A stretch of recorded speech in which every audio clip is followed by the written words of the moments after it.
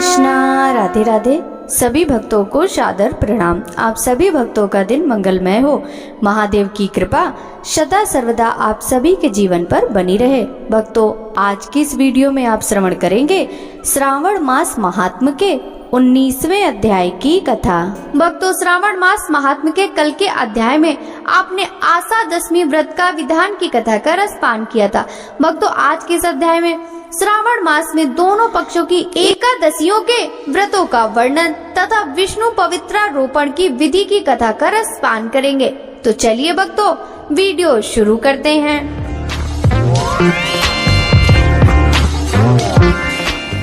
ईश्वर बोले, हे महामुने, अब मैं श्रावण मास में दोनों पक्षों की एकादशी तिथि को जो किया जाता है उसे कहता हूँ, आप सुनिए।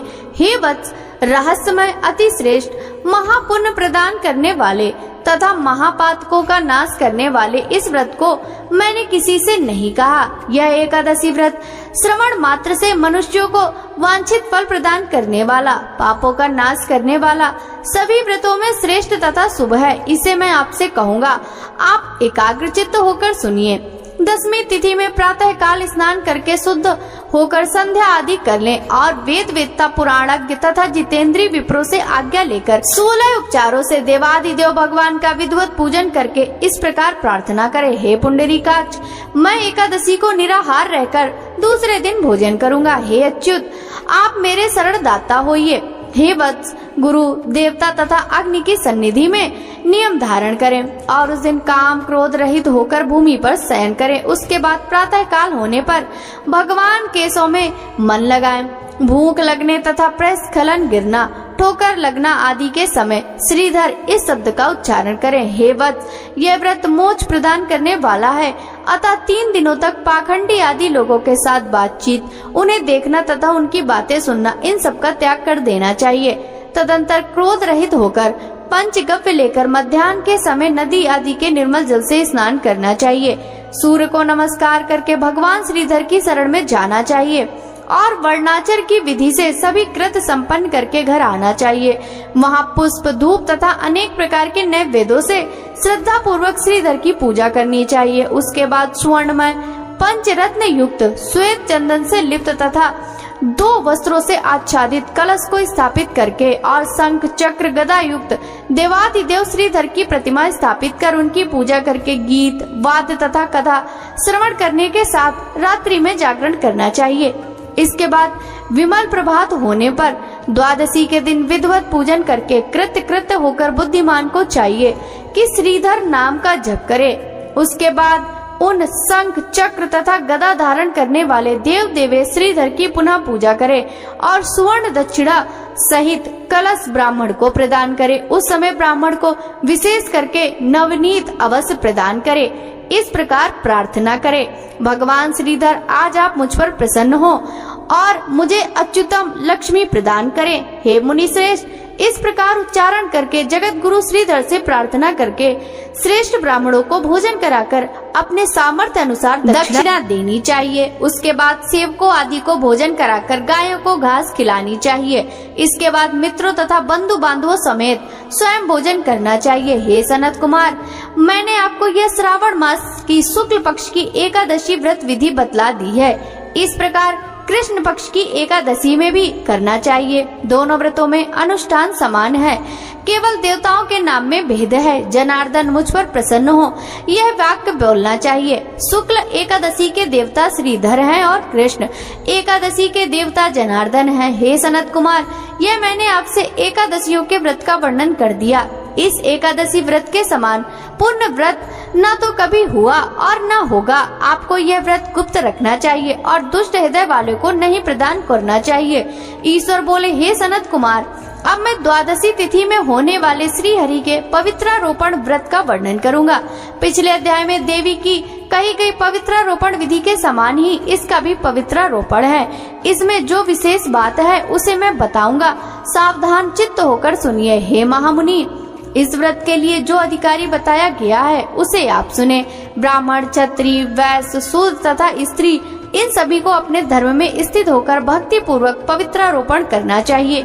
द्विज को चाहिए, अतो देवा अवंतु नो यतो विष्णु विचर कर में पृथिव्या सप्तधमाभि। इस मंत्र से विष्णु की पूजा करें। स्त्रियों तथा शूद्रों के लिए नाम मंत्र है जिसके द्वारा वे विष्णु की पूजा करें। इस प्रकार द्विज कद्रुदाय इस मंत्र से शिव जी की पूजा करें। स्त्रियों तथा शूद्रों के लिए नाम मंत्र है जिसके द्वारा वे शिव जी की पूजा करें। सतयुग में मणिमय, त्रेता में सुवर्णमय, द्वापर में रेशम का और कलयुग में कपास का सूत्र पवित्र के लिए बताया गया है। सन्यासियों को शुभ मानस पवित्रारोपण करना चाहिए। बनाए गए पवित्र को सर्वप्रथम बांस की सुंदर टोकरी में रखकर शुद्ध वस्त्र से ढककर भगवान के सम्मुख रखें और इस प्रकार कहें, हे प्रभु, क्रियालोक के विधान के लिए जो आपने आच्छादन किया है, हे देव, आपकी प्रसन्नता के लिए मैं इसे करता हूँ। हे देव, मेरे इस कार्य में विघ्न न उत्पन्न हो। हे नाथ, मुझ पर दया कीजिए। हे देव, सब प्रकार से सर्वदा आप ही मेरी परम गति हैं। हे जगतपते, मैं इस पवित्र को आपको प्रसन्न करता हूँ। ये काम, क्रोध आदि मेरे व्रत का नाश करने वाले ना हो। हे देवेश, आप आज से लेकर वर्ष पर्यंत अपने भक्त की रक्षा करें। आपको नमस्कार है। इस प्रकार कलश में देवता की प्रार्थना करके बांस के शुभ पात्र में स्थित पवित्रक की आदर पूर्वक प्रार्थना करनी चाहिए। हे पवित्रक, वर्ष भर की गई पूजा की पवित्रता के लिए विष्णु लोक से आप इस समय यहाँ पधारे। आपको नमस्कार है। हे देव, मैं विष्णु के तेज से उत्पन्न मनोहर, सभी पापों को नाश करने वाले तथा सभी कामनाओं को पूर्ण करने वाले इस पवित्रक को आपके अंग में धारण कराता हूँ। हे देवेश, हे पुराण पुरुषोत्तम, आप मेरे द्वारा आमंत्रित हैं, अतः आप मेरे समीप पधारे। मैं आपका पूजन करूंगा। आपको नमस्कार है। मैं प्रातः काल आपको यह पवित्रक निवेदन करूंगा। उसके बाद पुष्पांजलि देकर रात्रि में जागरण करना चाहिए। एकादशी के दिन अधिवासन करें और द्वादशी के दिन प्रातः काल पूजन करें। पुनः हाथ में गंध, दूर्वा तथा अक्षत के साथ पवित्रक लेकर ऐसा कहें, हे देवदेव, आपको नमस्कार है। वर्ष पर्यंत की गई पूजा का फल देने वाले इस पवित्रक को पवित्रीकरण हेतु आप ग्रहण कीजिए। मैंने जो भी दुष्कृत किया है उसके लिए आप मुझे आज पवित्र कीजिए। हे देव, हे सुरेश्वर, आपके अनुग्रह से मैं शुद्ध हो जाऊं। इस प्रकार मूल मंत्र से संपुटित इन मंत्रों के द्वारा पवित्रक अर्पण करें। उसके बाद महानैवेद्य अर्पित करके निराजन कर प्रार्थना करें और मूल मंत्र से घृत सहित खीर का अग्नि में हवन करें। इसके बाद इसी मंत्र से पवित्रक का विसर्जन करके इस प्रकार बोलें, हे पवित्रक, वर्ष भर की गई पूजा, शुभ पूजा को पूर्ण करके आप विसर्जित होकर विष्णु लोक को प्रस्थान करें। इसके बाद पवित्रक को उतारकर ब्राह्मण को प्रदान कर दें अथवा जल में विसर्जित कर दें। हे वत्स, मैंने आपसे श्री हरि के इस पवित्रारोपण का वर्णन कर दिया। इसे करने वाला इस लोक में सुख भोग कर अंत में वैकुंठ प्राप्त करता है। इस प्रकार श्री स्कंद पुराण के अंतर्गत ईश्वर सनत कुमार संवाद में श्रावण मास महात्म्य, उभय एकादशी व्रत कथन और द्वादशी में विष्णु पवित्रारोपण कथन नामक 19वां अध्याय पूर्ण हुआ। भक्तों, आगे की कथा का वृतांत हम कल के अध्याय में श्रवण करेंगे। श्रावण मास महात्म्य की यह कथा यदि आपको अच्छी लगी हो तो इस वीडियो को लाइक कर ज्यादा से ज्यादा भक्तों के साथ शेयर कीजिएगा। साथ ही वीडियो के कमेंट बॉक्स में हर हर महादेव जरूर लिखिएगा।